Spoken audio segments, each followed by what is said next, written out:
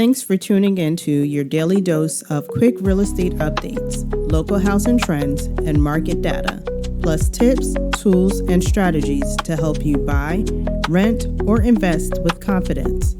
You're now getting ready with RealiCare Reports, powered by the innovation team, Cami and Rex.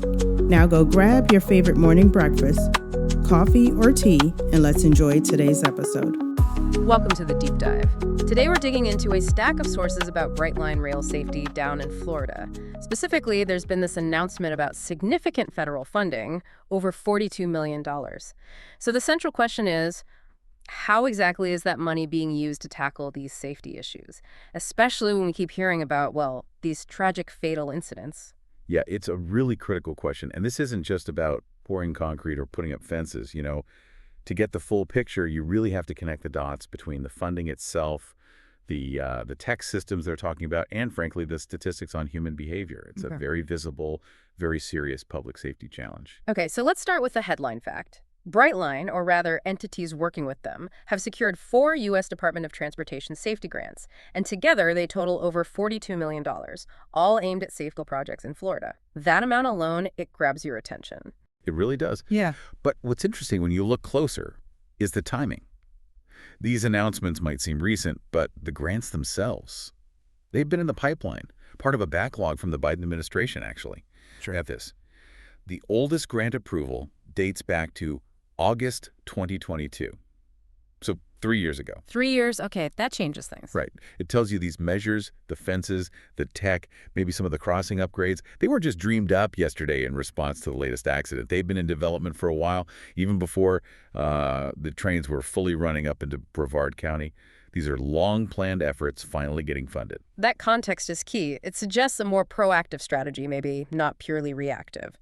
So let's break down what the money is actually buying. What are the solutions? Looking at the 4 grants, it seems like there are sort of 3 main approaches here. Big physical barriers, some pretty advanced tech surveillance, and then boots-on-the-ground enforcement. Exactly. A multi-pronged approach. Let's tackle the biggest piece first, the physical infrastructure. There's one grant, nearly $25 million, that went to the Florida Department of Transportation. Yeah, that's the heavyweight. And it's focused on improving a lot of crossings. 330 highway railroad crossings. 330. Wow. Along 195 miles of the corridor. So this grant is really about hardening the perimeter. They're talking about installing more fencing, which is obviously to stop people just walking onto the tracks. Makes sense. And also these things called crossing delineators. You're not familiar. Think of them as like reflective posts or markers. They clearly mark out the crossing zone, trying to make it really obvious where you shouldn't be, physically guiding cars and people away from the tracks. Basically making it harder to just wander onto the right-of-way. Okay, physically securing the track. Got it. Yeah. Now, the second strategy, you mentioned technology and surveillance. This sounded really interesting in the sources.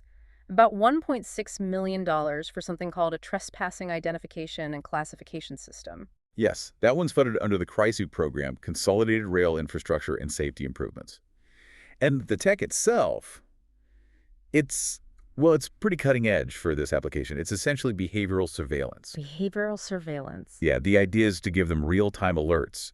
But more than that, it generates what they call heat maps of trespassing. Hold on, heat maps of trespassing, that sounds like AI pattern recognition or something? How does that work? That's pretty much it. It's data-driven prevention. Imagine the whole corridor, say Miami up to Cocoa. Instead of just relying on a train crew spotting someone or random patrols, this system uses sensors, maybe cameras, and AI to identify where people are consistently trespassing, like down to the specific spots where they cross illegally or walk near the tracks or maybe even just hang around too close. So it predicts hotspots. Exactly. It creates this predictive map showing the railroad and, importantly, law enforcement, where the riskiest spots are based on actual observed behavior patterns. It's using tech to try and get ahead of human actions. That is a fascinating shift, moving beyond just physical barriers to predictive safety measures. It is. But they haven't abandoned the physical side. There's another big grant, about $15.4 million, and that one is specifically for upgrading 21 grade crossings.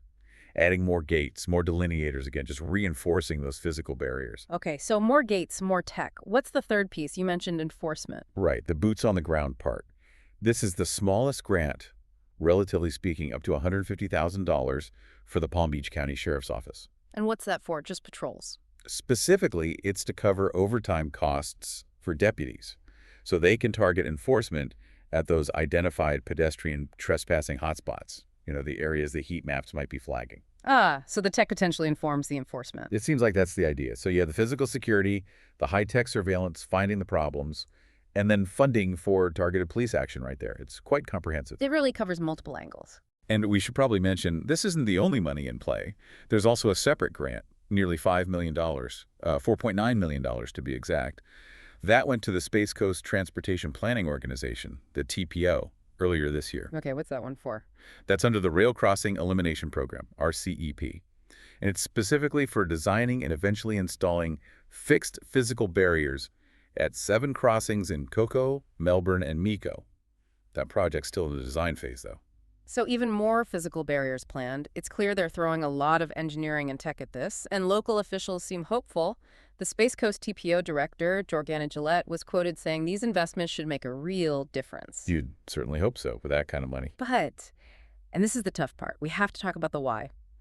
The immediate tragic context for all this spending. This $42 million announcement comes after a continuing series of fatal accidents. The most recent one mentioned in our sources was heartbreaking. An 83-year-old woman, Eleanor Mitchell, killed in Brevard County. Yeah, that detail was tough to read. She was apparently just on her regular trip to the gym, Planet Fitness, and she drove through the crossing arm at US 1 and Eyster Boulevard. Just drove right around it. Right through the arm. And that really crystallizes the problem, doesn't it? You have gates, lights, bells, and still. It still happens.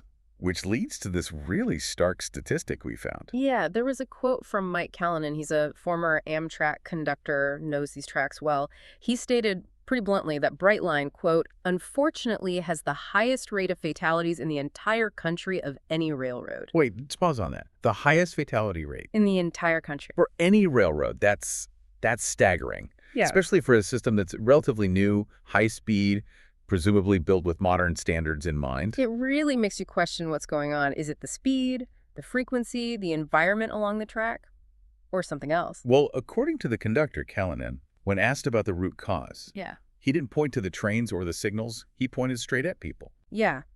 He said people think they can just beat the train. Why? Because they're in a hurry. Or maybe just not paying attention. Distracted, driving, walking. And there's the fundamental conflict, isn't it? We're spending tens of millions on fences, gates, AI that watches people. But how do you engineer against someone deciding in that split second to just go for it, Yeah. to risk it all to save maybe 30 seconds? You can build a taller fence, add another gate, but can you force someone to look up, to be patient, to use, well, common sense? It's a tough one. And the conductor also shared the human toll this takes, not just on the victims and families. He mentioned he was personally involved in 3 fatal incidents during his time at Amtrak. 3? And he said it's something you remember for the rest of your life. Yeah. You have to think about the train crews, the engineers, the conductors. They're powerless in those moments. Absolutely. So this investment, yes, it's about saving the lives of people near the tracks, but maybe it's also about protecting the mental well-being of the rail employees who witness these things. That's a really important perspective, and it explains why local officials were already trying things before this big federal funding came through. Remember last year, after some other deadly crashes involving drivers, the Space Coast TPO was already talking about putting in double gates? Right, crossing arms on both sides of the traffic lanes. The idea being, if you swerve around the first gate, the second one blocks you, maybe traps you on the tracks, but hopefully stops you from crossing into the train's path. More engineering. Exactly. But even with that, the conductor seemed skeptical about relying only on infrastructure. Yeah, he had that quote that really summed it all up. He said something like, the money can help improve safety and awareness, sure, but, and this is the direct quote, you can't really put money on just people using common sense and being aware of their surroundings. Oof, yeah, that hits hard. We're spending millions trying to compensate for a lack of common sense, basically.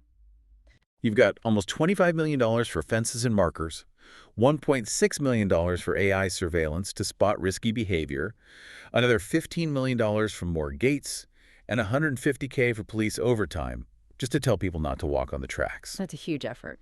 So let's try and pull this together. What this deep dive shows is, I think, a massive mobilization of resources. They're using physical barriers, advanced technology, legal enforcement, basically throwing Every tool they have is securing this corridor. It feels like a comprehensive, maybe even desperate attempt to stop the fatalities. It definitely seems comprehensive. But the sources, especially the insights from someone like the former conductor, keep pointing back to this core issue. Human behavior, human risk-taking. And that's just inherently harder to fix with engineering or dollars. It really is. They're building a fortress around the tracks, but people still find ways around or through the defenses. Which brings us back to that specific awful incident with Eleanor Mitchell, the 83-year-old woman. She drove around the existing crossing arm, a physical barrier was there, and it wasn't enough. So thinking about that, here's a final thought for you, the listener, to maybe mull over. If even more robust engineering double gates, inescapable fences still might not stop someone determined or tragically unaware, where does the responsibility ultimately lie? Does the focus need to shift even more dramatically away from just infrastructure and towards really sophisticated targeted public awareness? Maybe combined with much stricter enforcement that focuses less on the crossing itself and more on the drivers' or pedestrians' decision-making before they even get there. That's the multi-million-dollar question, isn't it? Where does engineering stop and personal responsibility take over completely? Something to consider as these new safety measures start getting built along the Florida coast. Well, that wraps up today's episode of RealiCare Reports, where real estate meets real life. For more updates, tools, and insights that will help you buy, rent, or invest with confidence, be sure to follow, subscribe, stay connected, stay informed, and stay ready. Until next time.